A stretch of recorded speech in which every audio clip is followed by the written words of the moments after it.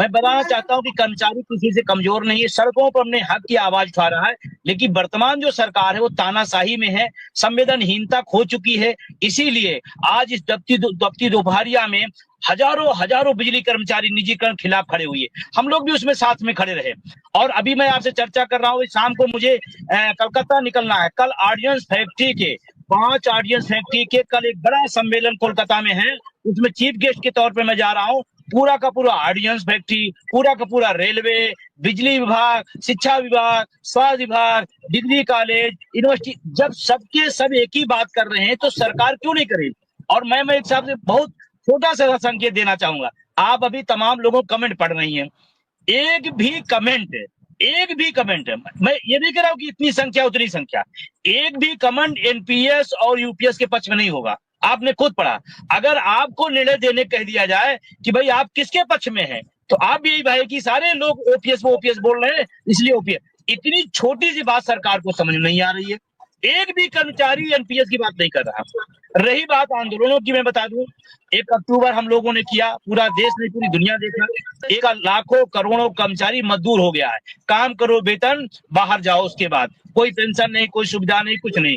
तो हम थोड़ा सा, मैं इस बात के लिए से कहना चाहता हूं कि सरकार समझ तो सब रही है, ऐसा नहीं कि नहीं समझ रही है, समझ तो रही है, लेकिन उसकी मजबूरी क्या है, उसका इंटरेस्ट क्या है, उसका इलेक्टोरल बांड का लाभ क्या है। अभी अभी एक सर्वे में आया है 2200 करोड़ से ज्यादा एक सत्तारूढ़ पार्टी को चंदा मिला है, ये भी समझ में आ रहा है।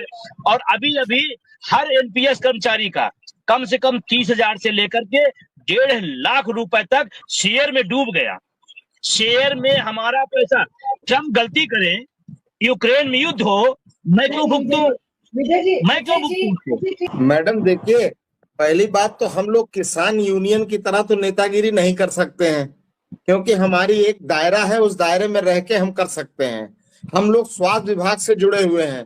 मुझे याद है 2010 में जनवरी में 21, 22, 23 जनवरी को मायावती जी मुख्यमंत्री थी प्रदेश की, हम लोगों ने 6वें वेतन आयोग के लिए हड़ताल किया था। उस समय हमारे जो नेता थे सब लोग मिलके लाठीचार्ज हुई यही लखनऊ में, और सबने कह दिया कि टोटल हड़ताल हो गई। हमने भी तुरंत ऐलान कर दिया, हड़ताल हो गई। 350-400 लोग मर गए थे। हमारे से आईसीयू तक लड़कियां छोड़ के भाग गई थी, नर्सेज इमरजेंसी छोड़ दी थी, पोस्टमार्टम नहीं हुआ था, 3 दिन हड़ताल चली थी। तो हम लोग एक तरफ ये भी देख रहे हैं कि हम इनकी तरह नहीं है जो हर जगह क्या क्या कर रहे हैं। हमारे अंदर अभी वो मानवता है। जैसे ये शिक्षक हैं, ये भी तुरंत अपना काम नहीं बंद कर सकते हैं। ये हमारे पांडे जी हैं, यूनिवर्सिटी में टीचर हैं। हम लोग की एक सीमा है मैडम, उस सीमा पे जाने के लिए हम लोग को कई सीमाएं पार करनी पड़ेंगी।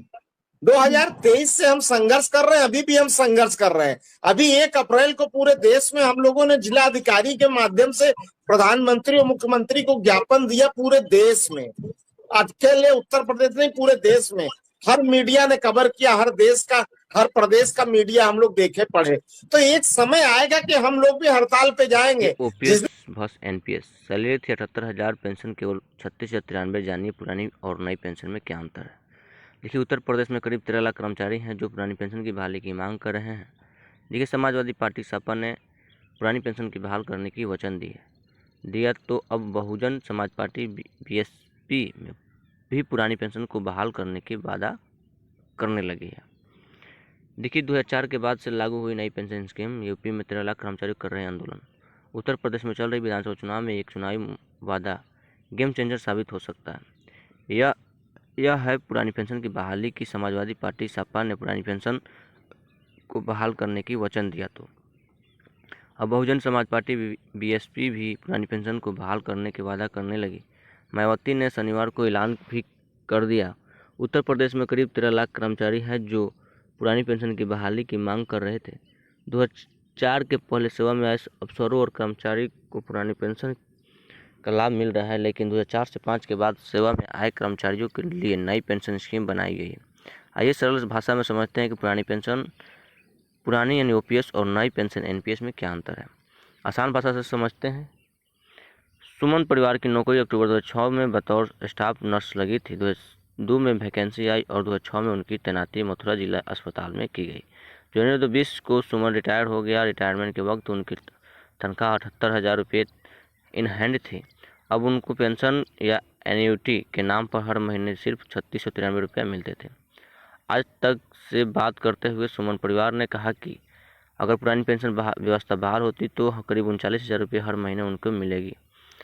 उनका कहना है कि ओपीएस लागू होने के बाद ज़िंदगी को ज़िंदगी की तरह भी लेंगे। अभी तक मैंने जितना समझा और सुना है वह यह है कि ओपीएस लागू करना असंभव नहीं है, सरकार चाहे तो लागू कर सकती है। सिर्फ पश्चिम बंगाल में लागू है पुरानी pension scheme. All teacher and employment welfare association एटीवे के प्रदेश अध्यक्ष विजय कुमार बंधु ने आज तक से बात करते हुए बताया कि 1 जनवरी 2004 को सरकार ने नई पेंशन स्कीम लागू की थी। इसके बाद पश्चिम बंगाल को छोड़कर सभी राज्य सरकार में इसे अपना लिया। शुरुआत में कर्मचारियों को नई पेंशन स्कीम के नुकसान के बारे में बात नहीं था। ओपीएस की बहाली के लिए एटीवे ने प्रदेश के हर जिले में चलाया अभियान। विजय कुमार बंधु ने कहा कि उत्तर प्रदेश में 2004 के बाद करीब 13 लाख कर्मचारियों की नियुक्ति हुई है जो नई पेंशन स्कीम पा रहे हैं। इसमें किसी को 1100 तो किसी को 5,000 रुपये मिल रही है, जबकि पुरानी पेंशन में अंतिम तनख्वाह का करीब 50% बतौर पेंशन मिलने का प्रावधान था जो कि ट्रेजरी से मिलता था। 2013 से शुरू हुई पुरानी पेंशन बहाली का आंदोलन।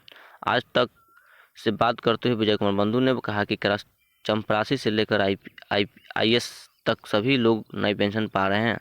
2013 में हमने अपना आंदोलन शुरू किया था। 2004 के बाद सेवा में आए कर्मचारी को जब पेंशन मिलना शुरू हुआ तो उनको पता चला कि उनके साथ क्या खेल हो गया। अब सभी लोग पुरानी पेंशन की बहाली की मांग कर रही है। एटीवे के मुताबिक ओपीएस और एनपीएस में 10 बड़े अंतर। देखिए, एक में ओपीएस में पेंशन के लिए वेतन से कोई कटौती नहीं होती है, जबकि एनपीएस में वेतन का 10% बेसिक पर डीए की कटौती होती है।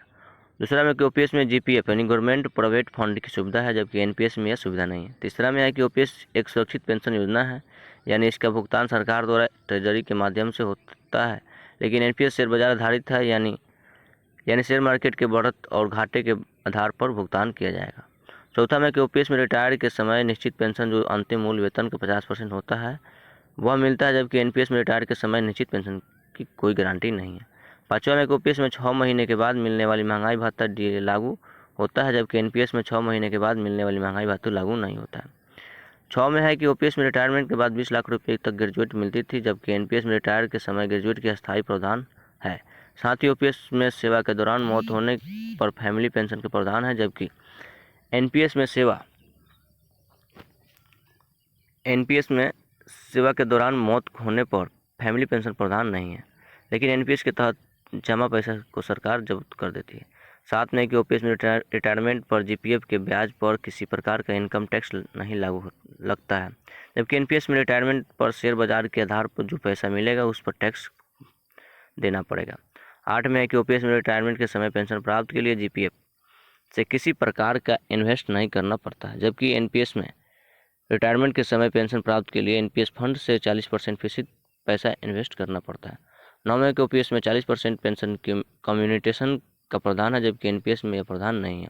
10 में कि ओपीएस में रिटायरमेंट के बाद मेडिकल फैसिलिटी एमएफए में, लेकिन एनपीएस में इसका स्पष्ट नहीं है। वीडियो कैसा लगा? वीडियो अगर अच्छा लगा तो प्लीज़ चैनल को सब्सक्राइब जरूर कीजिएगा। सपा के बाद बसपा ने भी किया पुरानी पेंशन बहाल करने का वादा। देखिए, पुरानी पेंशन बहाल करने के आंदोलन यूपी के 13 लाख कर्मचारी कर रहे हैं।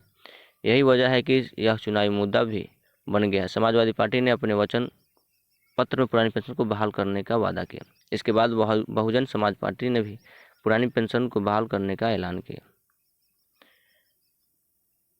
चलिए, अगर वीडियो अच्छा लगे तो प्लीज़ चैनल को सब्सक्राइब जरूर कीजिएगा।